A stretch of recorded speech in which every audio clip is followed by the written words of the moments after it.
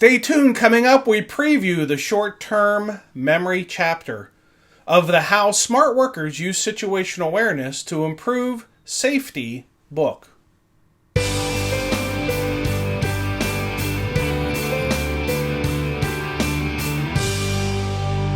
Hello and welcome to the Situational Awareness Matters Show, episode 367. I'm your host, Rich Gassaway.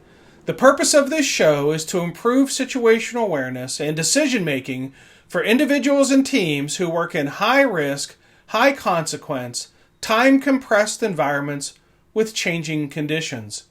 The SA Matters mission is simple. We want to help you see the bad things coming and time to prevent bad outcomes. Today's feature segment is sponsored by Gassaway Virtual Training. There are 33 online training programs for you to choose from. Some of the programs are live events presented virtually, and some of them are pre-recorded programs. To learn more, visit samatters.com website and click on the Virtual Training tab. All right, let's jump into our feature segment as we preview the short-term memory chapter of How Smart Workers Use Situational Awareness to Improve Safety book.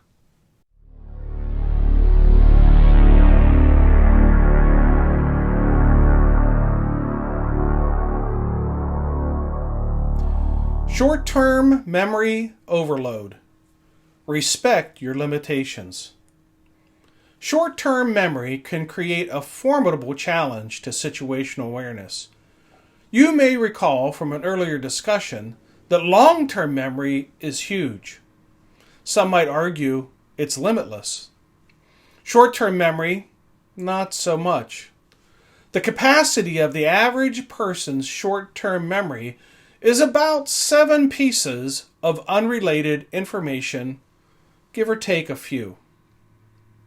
This is not good news for someone who works in an environment with rapidly changing conditions and lots of information to process.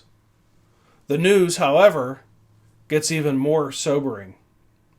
If a person is under stress, the average capacity of short-term memory shrinks to about 5 pieces of unrelated information, give or take a few. For workers in a high-stress environment, volumes of information are not your friend. They are your enemy. This can run counter to the logical belief that the more information that you have, the better your decision-making will be. The truth is, the more information your brain must process under stress, the higher probability that your processor will seize up and you may not be able to make a decision at all. Loaded up with too much information, a worker's brain can easily lose track of what information is important and what is not. Many workers are fooled into thinking their brains are better at prioritizing incoming information than it really is.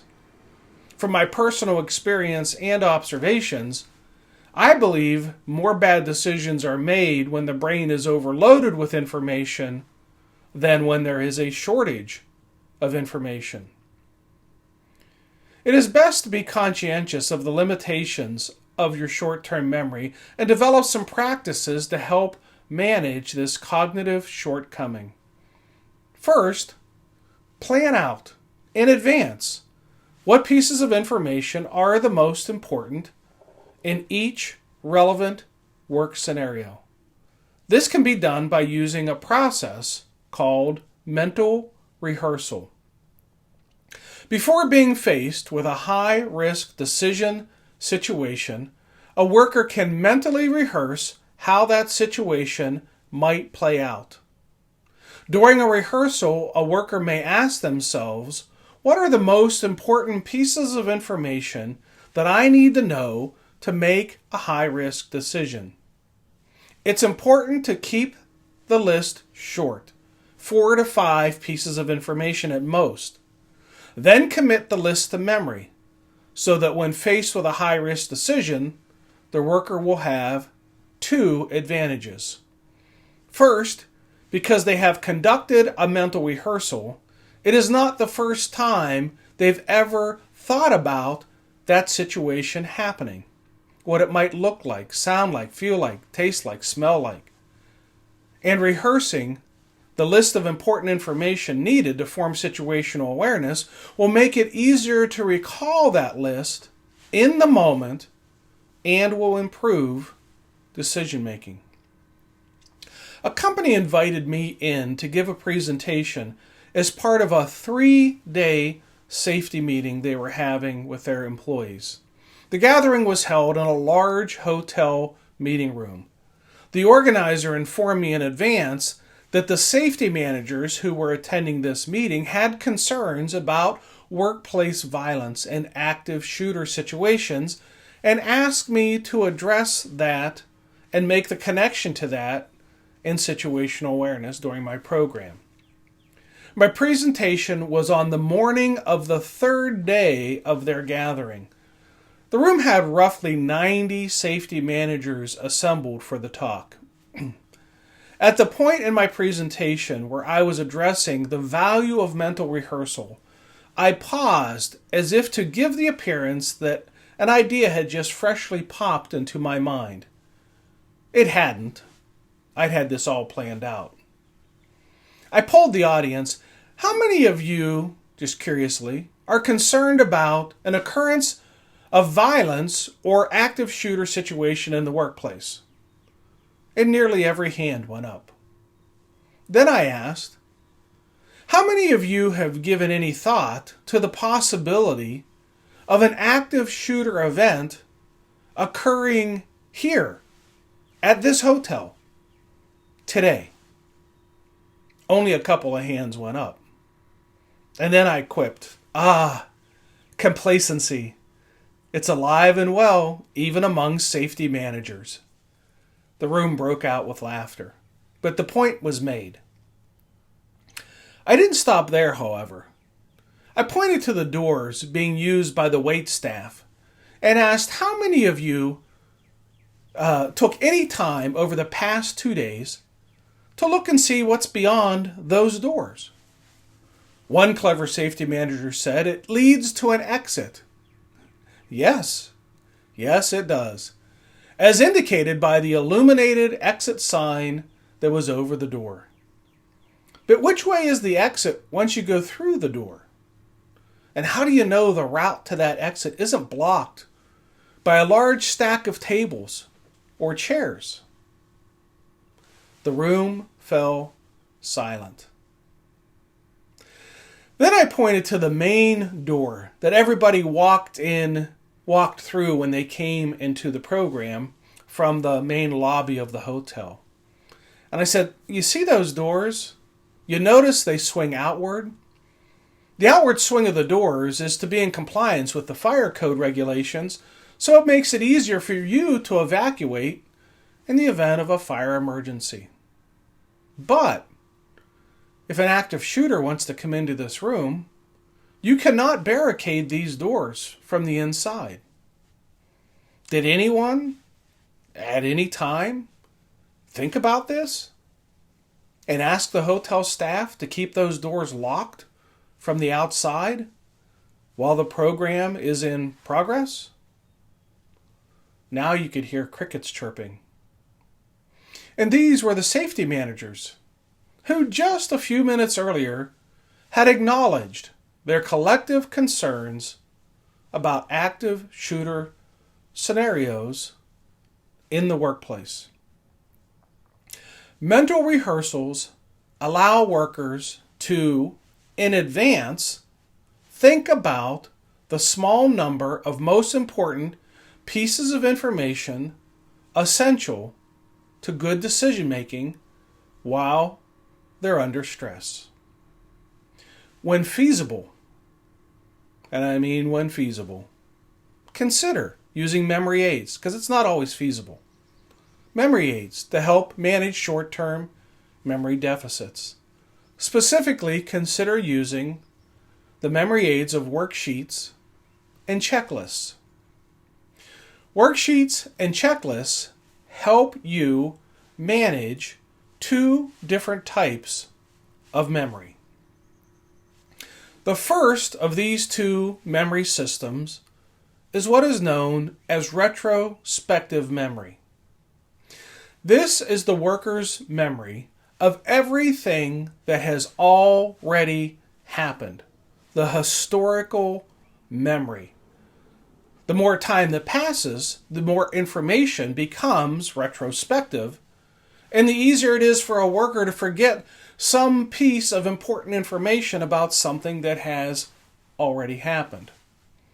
Writing that down on a worksheet or a piece of paper relieves the worker from having to remember all the retrospective information.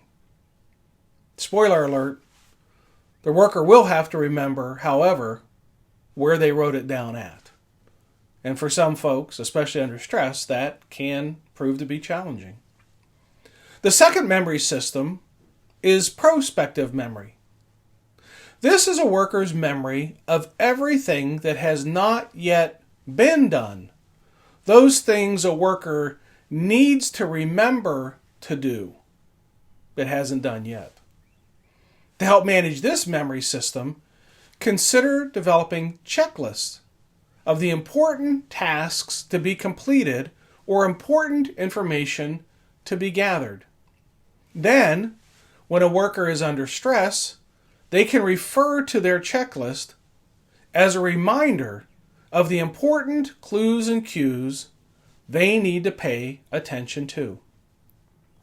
Some companies provide workers with small resource books that they can carry with them.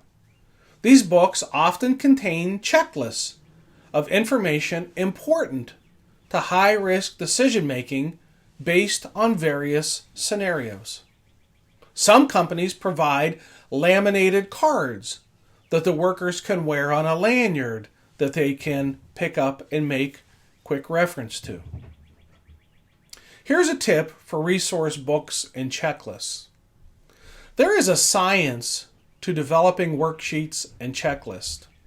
What words to use and not to use. How many words to use. How many items to have on a to-do list. Font sizes, text sizes, colors, bolding, italics. It's really important to make reference materials quick to read and easy to comprehend, even in poor lighting conditions, and by workers who may not have their reading glasses at their ready disposal. If you don't have a resident expert for worksheet and checklist design, seek the help of someone who understands how to design these materials to maximize efficiency and comprehension. Since the start of the pandemic, I've had some amazing opportunities to present my programs on a virtual platform to groups ranging in size from 6 to 400, with recorded playbacks being viewed over 26,000 times. Here's hoping that vaccinations reduce the number of cases and return us back to some form of normalcy. Here's what we have upcoming training at this point in the game. On April 9th, I'll be presenting a live, in-person situational awareness program for the Kansas State Firefighters Association Conference in Mulvane, Kansas. And thank you to the Kansas State Firefighters Association for bringing me back now 3 times to present at your conference. On April 12th, I'll be facilitating the Minnesota Virtual Training Series. This program will feature Chief Jerry Strike talking about difficult people and their organizational impacts. On April 18th, I'll be presenting a virtual training program on training for failure for the Alberta Fire Training Officers Association. On April 22nd, I'll be presenting a in-person situational awareness program for Mid-South Electric Co-op in Texas. April 26th, I'll be facilitating a Minnesota virtual training series. This program features John Kriesel talking about how he lost both of his legs in an IED explosion in Iraq and how he has managed through the impact of that event. On May 2nd, I'll be presenting a live in-person situational awareness program for Hilltop Hose Company just outside of Pittsburgh, Pennsylvania. On May 10th, I'll be facilitating the Minnesota Virtual Training Series. This program features Randy Curran talking about how to have an effective conflict coaching conversation to improve performance. On May 15th, I'll be doing a live situational awareness program for Henkels & McCoy Electric Energy Company for their line foreman in Los Angeles, California. On May 25th, I'll be facilitating the Minnesota Virtual Training Series. This program will feature Peggy Young talking about Strength Finders. On May 26th, I'll be presenting a situational awareness program for the Utah Fire Chiefs Association in Salt Lake City, Utah. June 3rd, I'll be facilitating a virtual Minnesota Virtual Training Series. This program will feature firefighter, health, and wellness experts from the MinFire Initiative talking about cardiac health, cancer, and mental health. June 8th and 9th, I'll be presenting 2 programs for the Fire Chiefs Association of British Columbia's annual conference. And finally, June 14 to 16, presenting 3 situational awareness, safety, and leadership programs for Clark County Fire Protection District Number 6 in Vancouver, Washington. So as you can see, things are starting to pick up again. Thank you to the organizations that have allowed me to offer your members virtual training, and a special thanks to the agencies who postponed programs in 2020 and are now rescheduling in 2021. If you're interested in hosting a virtual program or a live event, just click on the Contact Us tab at the top of the samatters.com homepage and I will give you a call. Finally, remember to check out the show notes for how to subscribe to our newsletter and how to follow us on social media. There we share ideas about how to improve situational awareness, how to make better decisions under stress, and how to improve the skills of critical thinking and resilient problem solving. Well, that's it. Episode 367 of the Situational Awareness Matters show is complete. Thank you to our viewers and listeners for sharing some of your valuable time with me today. I really appreciate your support of the SA Matters mission. Be safe out there, and may the peace of the Lord and strong situational awareness be with you always. You've been listening to the Situational Awareness Matters show with Dr. Richard Gasaway. If you're interested in learning more about situational awareness, human factors, and decision-making under stress, visit his website, samatters.com. If you're interested in booking Dr. Gasaway for a program, or if you would like to be a guest on his show, click the Contact Us tab at the top of the homepage.